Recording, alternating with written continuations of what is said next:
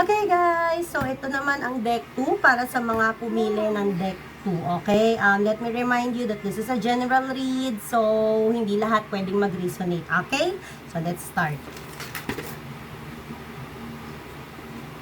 Pumunta tayo sa deck.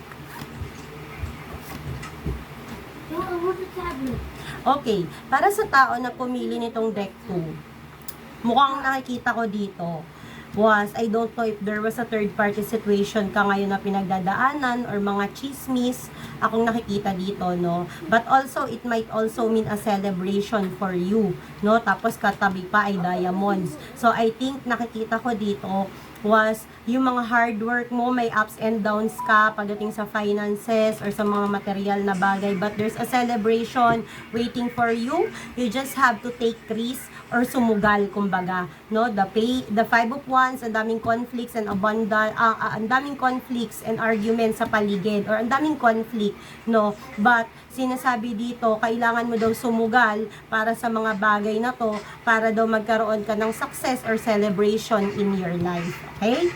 Then, ito naman yung regarding sa love life mo, love advice for you. If you could do anything, what would it be?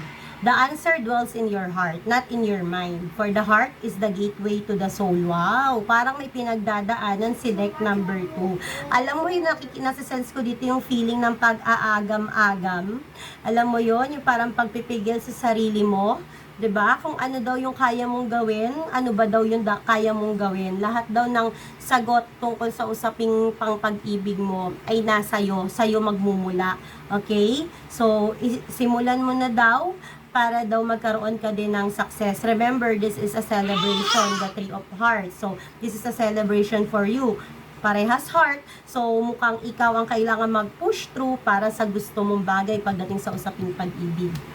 Then, life lesson naman. Okay, or life message, no?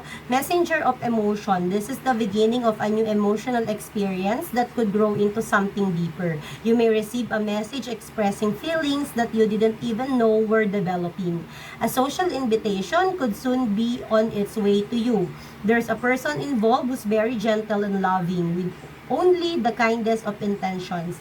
It could be you, especially if you're artistic, shy, and sensitive. Wow! Parang nasa-sense ko dito sa pumili ng deck number 2 ay makulay ang buhay pag-ibig, ano.